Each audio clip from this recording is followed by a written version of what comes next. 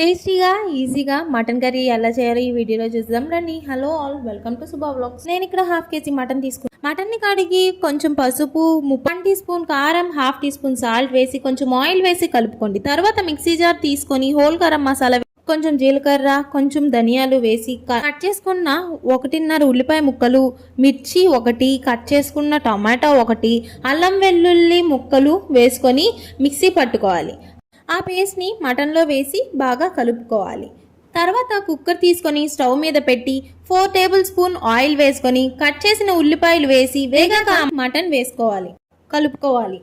ఈ టైంలో మీ రుచికి సరిపడా ఉప్పు కారాన్ని అడ్జస్ట్ చేసుకొని వేసుకోవాలి. ఒకసారి కలిపి బాగా వేగినంత వరకు ఉంచి అడుగు అంటకుండా మధ్య మధ్యలో కలుపుకొని వేగాక 1.5 గ్లాస్ వాటర్ వేసుకొని కుక్కర్ మూత పెట్టుకొని 5 విజిల్స్ వచ్చాక స్టవ్ ఆపి ఆవిరంతా పోయాక మూత తీసి మళ్ళీ ఒకసారి దగ్గరికి అయినంత వరకు ఉడికించుకోవాలి.